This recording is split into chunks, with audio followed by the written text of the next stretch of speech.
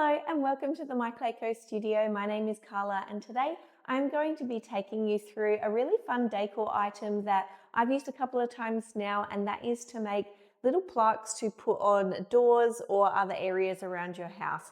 So I actually made one of these on our social channels the other day for my daughter for her bedroom door with her name on it, and my nephew loved it so much that he also wanted his own version of it. And also we had a few people asking for a full-length tutorial on how to make it. So that's what we're going to be doing today. Let's get into it. So I've just laid out all of the items that I'm going to be using for today's video. You do not need to use all of these things if you are going to be creating a similar project. These are just the ones that I've chosen to create my dragon plaque today. Now, this is the one that I had already done previously. And as you can see, it's got a fun topper up the top, and then it has a spot for us to put our name. So I'm doing a red dragon today because that's what my nephew has requested. And so I'm going to do like a little stone effect plaque down the bottom to put his name. If you didn't want to put like 3D lettering on your piece, you could just stamp it if you had letter stamps. I've got letter cutters, so I'm just going to stamp them out from that. And then my colouring, I'm just going to be using mica powders like I did on this one.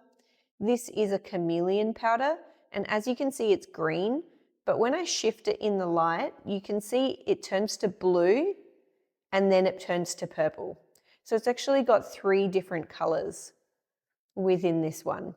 So I really like using chameleons for anything like fantasy or anything magical, and the kids absolutely love it. I did also put it in the liquid clay for the eyes, so I have got some chameleon to the side that I'll be popping in there too.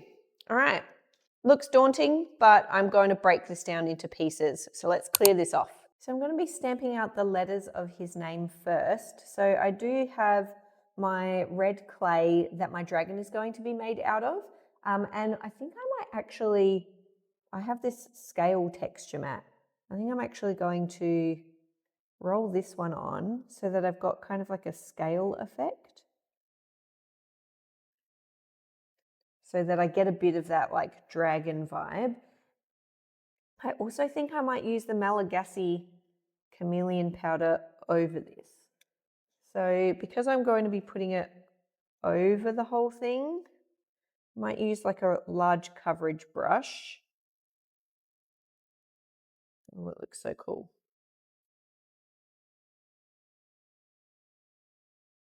And you can really see it's transformed that red so that it's kind of got like an orange, purple, depending on where the light hits it.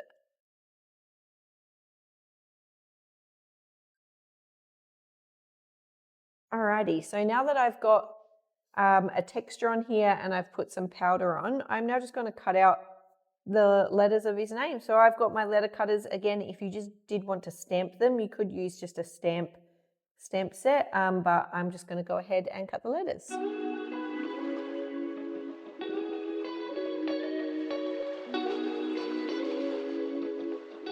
So we want to get our pieces and just make sure that all of the edges are really nice and clean, because once we put them down on our clay, we're not going to want to sand them after they're baked, because it'll be a bit difficult because they'll be sitting flush on another piece of clay. So once they're cleaned up, we can get ready to pop them on. So I have my base piece that I'm going to put my letters on, but as I said, I'm going to give it kind of like a rocky texture just with this stencil, and that's just a simple rolling this one on. And now that I have that one rolled on, just to give a little bit more differentiation, I'm just going to do a very light colouring of a black NuPastel. I don't want this to be black, so I'm going to try and disperse the colour just so it's a light colour differentiation. And it doesn't look like much now, but once I peel this off, you'll be able to see it a little bit better. So I'm using that big brush head to diffuse the particles of the NuPastel within the brush, so that I'm not just targeting one area with lots of colour. I'm kind of smoothing it all over the surface.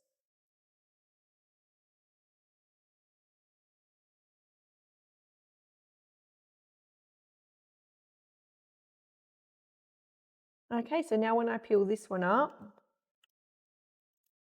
yeah, nice. You can see that color differentiation now. And it's really good. It's kind of mixed in. I purposely didn't clean my brush from doing the chameleon powder because I kind of wanted a hint of that chameleon powder in with my black. And you can see there it kind of makes the tone of the black a little bit warmer. And yeah, that'll be really cool. So now we just have to cut that piece out using our bookmark cutter, or you can hand cut it, whatever you're going to be doing. And now here's the next trick. So to make it seamless with your top piece, I actually cut the top section off with the bottom of my top piece cutter. So I'm using, again, a dragon. So I'm going to take this cutter base here and I'm going to cut this top section. So let's just move our letters out of the way. And now all I want to do is just line up the bottom of this cutter just to take a little bit off the top. I'm not taking a huge chunk off, just a little bit. So now you can see I've just taken that little bit off the top so our dragon can sit in that spot. So it's now time for us to put our letters onto our bottom clay piece. Now I did put NuPastel onto this clay. So what my ideal would be is to use oven baked clay adhesive on the back of my letters to actually put it on here. So I'm just going to grab some of that and I'm going to place each of my letters with a bit of that on the back, just to be extra sure that it's going to stick because I have put something on the top of it. I did want to say, just in terms of your lettering, a really easy way to figure out how to put it on is to actually start from the center, because then you know that it's going to be centered and you work your way out. As I can see here, it's actually probably this part of my D that is in the center. So I'm going to try and line that up in this center part, which I've got my dragon cut out there, so I know that this is the center. So I'm going to put the center of that D, the end of that D, just in this center part and then move out from there. Alternatively, if you didn't have oven baked clay adhesive, you could always bake both of these pieces and then super glue them together afterwards. That would also work fine. Now that we've completed the name plaque, we can get onto the fun job of actually cutting out our dragon shape. Now, if you did want to put a texture on your piece beforehand, you absolutely could. I did think about putting the scales texture mat on it as well, but I don't really want scales in these dragon wing areas. So I'm actually going to just do it plain, and then I'll show you how you can add a little bit of scale detailing later. So let's stamp this one out.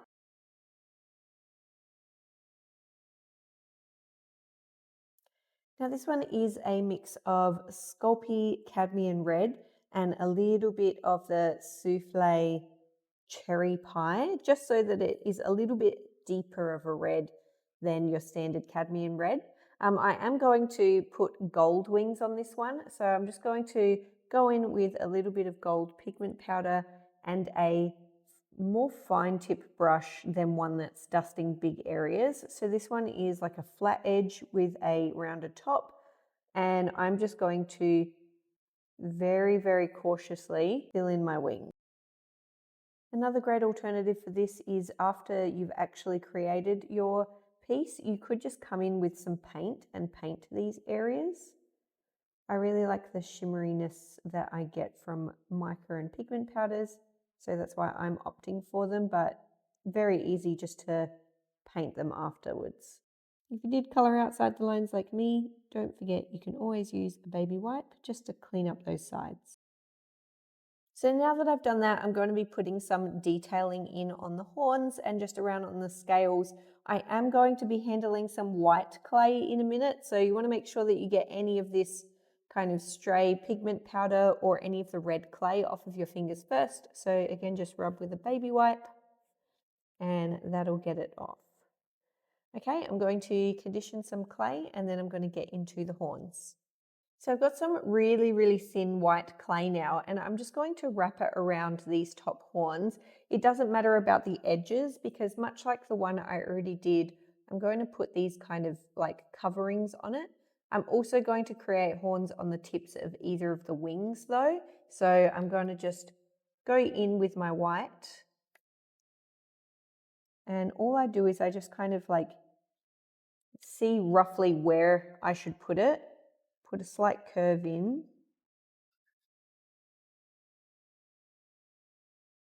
Okay, and then I know I can cut.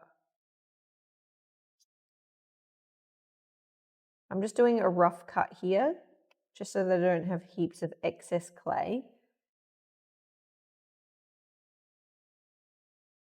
And then all I do is I'm just going to push that one down and kind of wrap it around.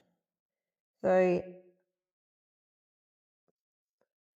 if I was to cut this one out with my cutter, it wouldn't quite get the edges. So what I'm trying to achieve with this is to really get those edges. And then I'm just going to trim with it.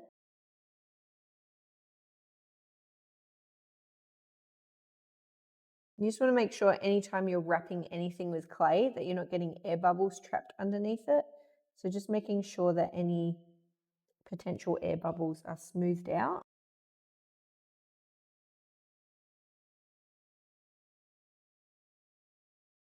Okay, that one is all wrapped up, and now I'm going to do this other side as well.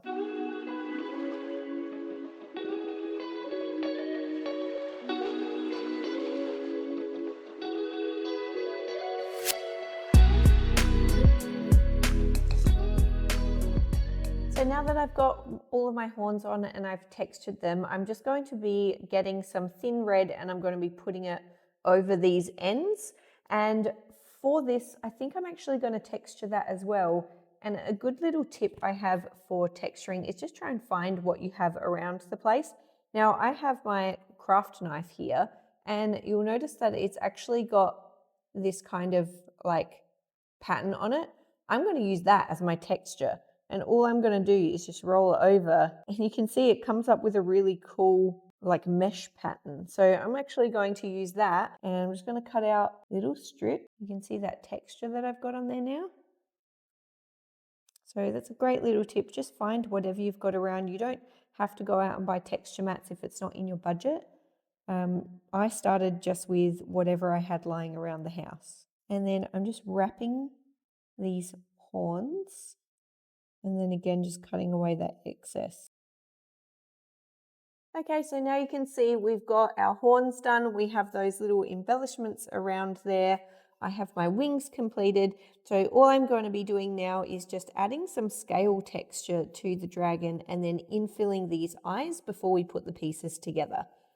Now for scales, as I said, when I first started, I used to just find whatever I could get my hands on around the house. And one of the things that I liked to do for scales was just using the end of a pen. So the end of a pen had like a circular front. And so then I found that if I only put pressure on that bottom half, it would create this nice little half circle. So I've just upgraded to some micro circle cutter tools, but it's basically the same principle. I'm not going to be stamping whole circles all the way down. I'm going to hold it at an angle so that I'm only putting pressure on that bottom half to get myself some scales. I'm not going to cover the whole dragon in scales. I think I'm just going to kind of go down the bridge of his nose. And all I do is I just go in.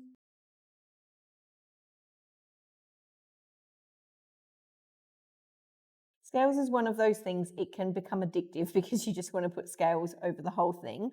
I think I'm just going to leave it like that on the bridge of his nose.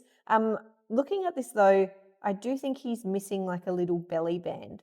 So what I think I'm going to do is I'm actually going to create a piece which is just going to be red, but I'm going to color it gold before I put it on. So I now have a red strip of clay, and I think if I was going to put it down the center there, let me just line up my pieces here. So that's where his legs start, but it tapers out slightly. So I'm kind of going to do the opposite. So that's where his legs start. It tapers out.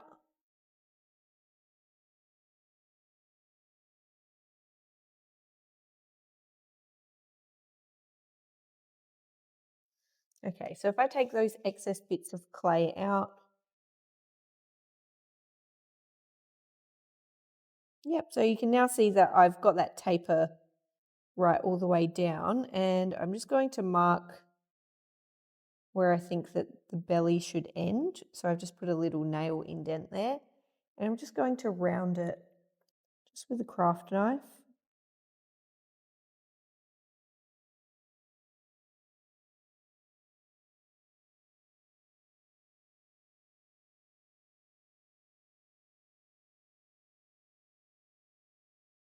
So I've got this kind of like belly piece now, but I do need to make sure that I've got it gold. So what I'm first going to do is just put some ribbing on it.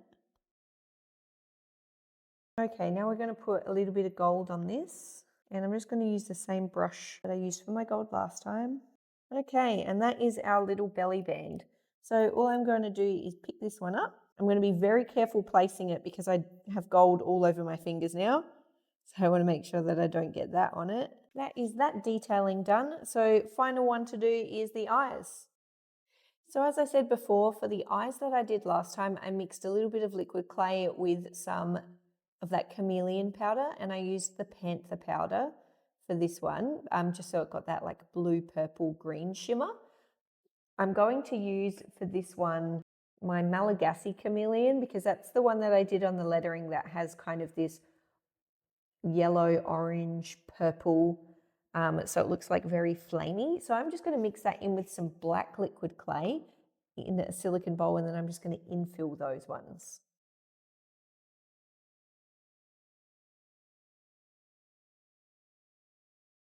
Now, I don't know if you can see it here, but in person, it's kind of taken on an almost like purple look. You can't see it heaps like this, but once we put a sealant on the top, especially UV resin, when the light hits it, it will sparkle and you'll be able to see that chameleon shining through. All right, let's pop it in the eyes.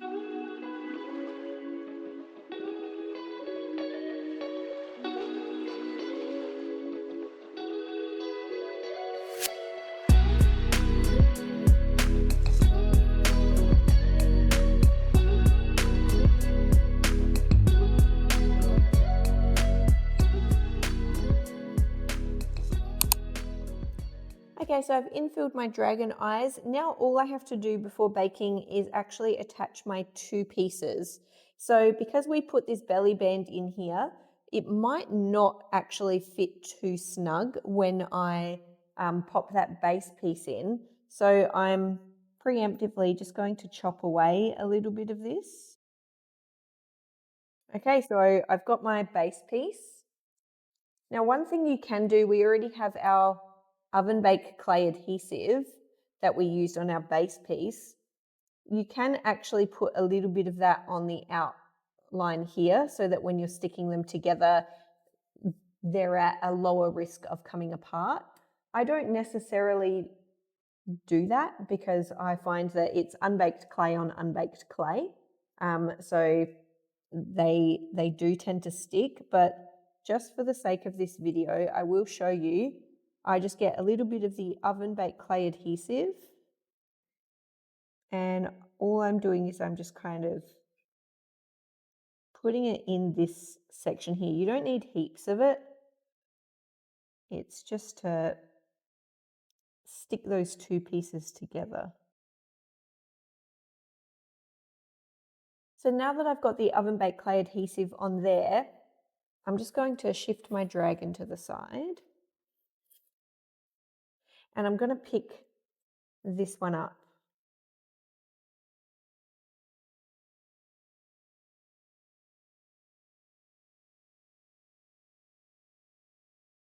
So you can see I still have that oven baked clay adhesive there. I've got my piece all nicely picked up.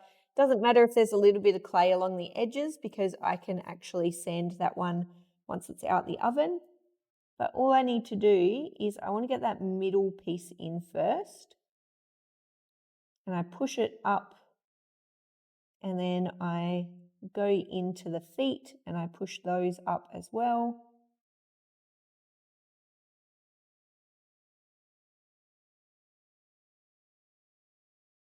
And then I just get a nice flat surface and I push up because this is going to push the two pieces together, but it's going to do it. If I use just my fingers, I'll get indents in my clay. So this is going to ensure that we keep a nice flat edge. And if you see any of that oven baked clay adhesive in there, it doesn't matter, it's going to dry clear anyway. And again, if you didn't want to use oven baked clay adhesive, you could always super glue them together after you've baked your pieces separately. Well, I had technical issues and none of the sound recorded in this resining bit, but I'll just quickly run you through what I'm actually doing. So I've just got some UV resin so that I can seal the mica powder on the wings and the belly, but also just to pop over the eyes so that I can kind of get some of that chameleon sparkle really shimmering through. I do also add on some resin detailing just to add a little bit of pop to those scales that I have up on the face, and then I bring those scale detailings down onto the limbs as well, just to add a little bit extra to the piece. And then once I'm all done with that, it's time to add it to the door.